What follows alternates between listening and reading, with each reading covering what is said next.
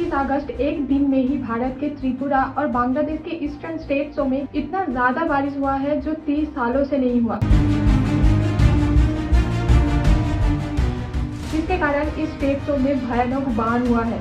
बांग्लादेश के कई गांवों घर आज पानी के नीचे है।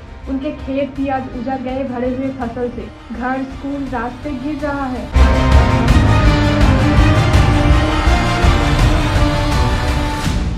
बाढ़ के लिए बांग्लादेश भारत को ब्लेम कर रहा है कि भारत ने त्रिपुरा के डुंगुर गेट जानबूझकर खोला है ताकि बांग्लादेश में बाढ़ आ जाए।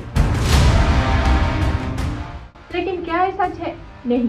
हेलो, मैं हूँ चौंद्रा और इस वीडियो से हम जानेंगे बांग्लादेश में हुआ ये बाढ़ के बारे में। भारत ये फ्लड जानबूझकर कराई है कि नहीं? भारत के ऊपर इस फ्लड के आरोप देना क्या सही है या नहीं? क्या फ्यूचर में फिर से ऐसा बाढ़ हो सकता है? तो वीडियो को पूरा जरूर देखना।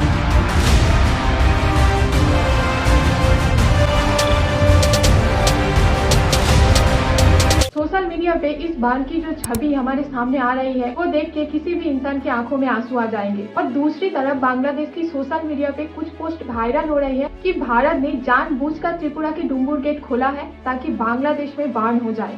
और इसके सपोर्ट में कुछ न्यूज चैनल उनके हेडलाइंस कुछ ऐसे दे रहे हैं। इस न्यूज चैनल्स के सामने त्रिपुरा की छवि नहीं आ रहा है। बांग्लादेश की तरह त्रिपुरा की हालत भी बहुत ज्यादा भयानक हुआ है। आज त्रिपुरा में 15,000 करोड़ का फाइनेंशियल लॉस हुआ है और इसके कारण ही त्रिपुरा के सीएम इस बाढ़ को नेशनल डिजास्टर कहा है। त्रिपुरा के एक मिनिस्टर का एक बड़ा स्टेटमेंट ये था कि उन्होंने खुद कहा, अगर कोई बांग्लादेश की प्रतिनिधि बनकर डुंगुर गेट को देखने आएंगे कि कैसे डुंगुर गेट को खोला जाता है तो खुद प्रतिनिधि को डुंगुर गेट पे ले जाएंगे जहाँ ये प्रूव हो जाएंगे कि त्रिपुरा की इस डुंगुर गेट अपने आप खुल गया था। क्योंकि ये सच है कि ये डुंगुर गेट किसी ने जानबूझकर नहीं खोला था। तो ये गेट कैसे खोला था और ये गेट कैसे काम करता है, ये जानने के लिए हमें इस गेट की हिस्ट्री को पहले जानना होगा। भारत के त्रिपुरा के ऊपर से गोमती नदी बांग्लादेश के ऊपर से गया है और इस नदी बांग्लादेश के कुमिल्ला से होते हुए दाऊद कांटी में गए और वहां से मेघना नदी में मिल गए और भारत के इसी डुंगुर लेक के पास डुंगुर गेट बनाया गया था। 1974 में जब बांध लेकर यूनाइटेड नेशन का कोई लॉ नहीं था तब ये डुंगुर बांध बनाया गया था। तब बांग्लादेश सरकार को इस बात को लेकर कोई प्रॉब्लम नहीं था, लेकिन इस बात को बनाने में भारत को कई प्रॉब्लम फेस करना पड़ा था क्योंकि त्रिपुरा के 40,000 लोग इस बांध के अगेंस्ट खड़े हुए थे। क्योंकि इस बांध के कारण त्रिपुरा के कई घर, कई खेत पानी में डूब गया था। आज भी त्रिपुरा से इस बांध को तोड़ने की मांग उठता है और बांग्लादेश की ओर से देखा जाए तो बांग्लादेश को इस बांध से काफी सारे बेनिफिट्स मिलता है। जैसे इस बांध के ऊपर एक हाइड्रो इलेक्ट्रिक पावर प्लांट बनाया गया है और आज भी इससे 10 मेगावाट इलेक्ट्रिसिटी बनते हैं जो त्रिपुरा के मेन ग्रिड पे जाते हैं और वहाँ से बांग्लादेश 40 मेगावाट इलेक्ट्रिक लेते हैं। बट ऑब्वियसली बांग्लादेश पे फॉर दैट, तो डायरेक्टली नहीं तो इनडायरेक्टली बांग्लादेश को इस गेट से बेनिफिट मिलते हैं।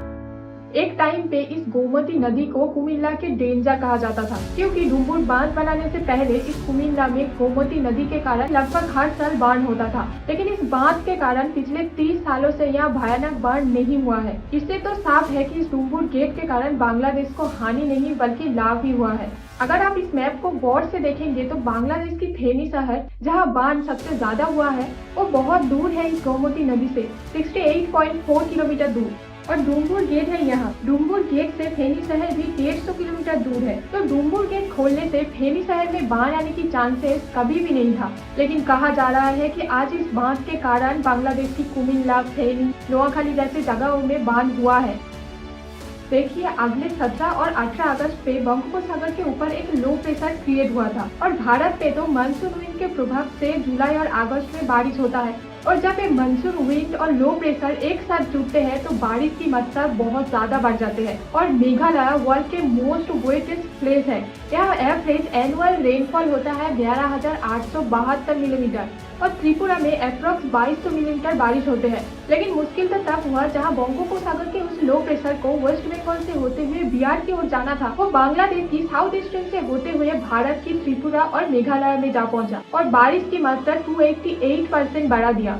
देखा जाए तो 17 और 18 अगस्त को इतना ज्यादा बारिश हुआ जिसके कारण नदी का पानी बहुत ज्यादा बढ़ गया था। ऊपर से 19 अगस्त फुल मून था तो नदी का पानी और भी बढ़ गया था। और तो भारत के मेघालय और त्रिपुरा में जो बारिश होते हैं वो पानी भी बांग्लादेश में आ जाते हैं। क्योंकि बांग्लादेश भारत के नीचे है। उसके बाद 21 अगस्त रिकॉर्ड तोड़ दिया। लास्ट 30 सालों से इतना ज्यादा बारिश नहीं हुआ। त्रिपुरा में 24 घंटे में 166.4 मिलीमीटर बारिश हुआ, जहां बारिश की एक्सपेक्टेशन 12 मिलीमीटर था। मेघालय पे 31.1 मिलीमीटर की जगह 72.1 मिलीमीटर बारिश हुआ। आसाम में भी 16 मिलीमीटर की जगह 20.7 मिलीमीटर बारिश हुआ। तो ऑब्वियस बात है कि पानी बहुत ज्यादा हो गया और डुम्बुर बांध को ऐसे बनाया गया कि जब पानी का स्तर 94 मीटर होते हैं तब एक गेट ऑटोमेटिक ऊपर उठ जाएगा और पानी ऐसे ही निकल जाएगा। इस डेमो वीडियो में देखिए डुम्बुर बांध एक्चुअली काम कैसे करते हैं। जैसे ही पानी बढ़ गया, बांध का डोर ओपन हो गया और पानी निकले तो गेट क्लोज हो गया। तो डुम्बुर बांध को ऐसे ही बनाया गया है और इस तरह की बांध के ऊपर कोई कंट्रोल नहीं किया जा सकता और इसी के चलते बांग्लादेश में बाढ़ हो गया। और इससे तो क्लियर है कि भारत जानबूझकर ये बांध नहीं खोला था। तो भारत के ऊपर बांग्लादेश की इस बांध के आरोप देना सही नहीं है, क्योंकि 1972 में इंडिया बांग्लादेश के बीच नदी और डैम यानी बांध के रिलेटेड कुछ कॉन्ट्रैक्ट हुआ था कि जो नदी भारत से बांग्लादेश में एंटर किया है, उस नदी से अगर बांग्लादेश को कोई प्रॉब्लम जैसे बाढ़ होने की चांसेस होगा या बांध से पानी निकालना हो तो वो पहले से ही भारत बांग्लादेश से बताएंगे ताकि बांग्लादेश प्रोटेक्शन ले सके। अभी एक सवाल है कि भारत बांग्लादेश को इस डुम्बुर गेट के बारे में क्या सतर्क नहीं किया था। जैसे पिछले साल तीस्ता नदी के बांध टूट गए थे और सिक्किम में भयानक बाढ़ हुआ था, तब भी बांग्लादेश को सूचित किया गया था। तब बांग्लादेश भी उनकी तरफ से पूरी की पूरी प्रोटेक्शन दिया था। वैसे ही इस बार त्रिपुरा के कमलपुर से बांग्लादेश को गोमती नदी के पानी का स्तर बढ़ गया है, उसके बारे में सूचित किया गया था। तब पानी का स्तर डेंजर लेवल से नीचे था, लेकिन 19 अगस्त फुल मून की वजह से और 21 अगस्त बारिश की पानी की वजह से डुम्बुर गेट ऑटोमेटिकली खुल जाते हैं और यहाँ बाढ़ हो जाते हैं। और इस तरह की बाढ़ को फ्लैश फ्लड कहा जाता है। और इस अचानक हुआ बाढ़ की वजह से भारत बांग्लादेश से कम्युनिकेट नहीं कर पाए थे। तो क्लियरली यहाँ भारत का कोई दोष नहीं था। अभी सबसे बड़ा सवाल ये है कि क्या यहाँ फिर से बाढ़ हो सकता है? हाँ, हो सकता है। आपने देखा तो है अभी क्लाइमेट कैसे चेंज होते जा रहा है। जब गर्मी आते हैं तो कितना ज्यादा टेम्परेचर हाई हो जाते हैं और गर्मी जाने की नाम नहीं लेता है। इस साल तो टेम्परेचर 50 डिग्री सेल्सियस तक हो गया था। तो नदी और समुद्र का जल कितना ज्यादा वाष्प हो गया आप सोचिए। वैसे ही विंटर के टाइम पे ठंड बहुत ज्यादा ही बढ़ जाते हैं और बरसात के मौसम में बारिश भी।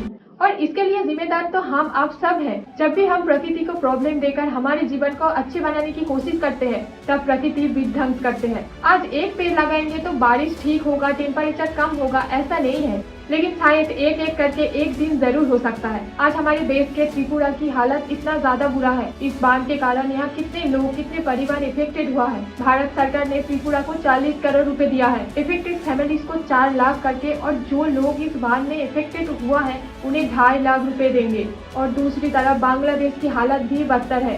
लेकिन क्या इस विध्वंस का भरपाई पैसों से किया जा सकता है? नहीं। जो लोग भारत बांग्लादेश के बीच रिलेशन को बिगाड़ना चाहती है कुछ पोस्ट से, उन्हें क्या फायदा हो सकता है? कुछ नहीं। एनीवेज हमारे रिस्पॉन्सिबल है कि हम प्रकृति को सेव करें ताकि प्रकृति हमें सेव रखे। वीडियो से कुछ इन्फॉर्मेशन मिला तो इसे अपने दोस्तों के साथ जरूर शेयर करना। मिलते हैं नेक्स्ट किसी वीडियो पे, तो चैनल को सब्सक्राइब जरूर करके जाना।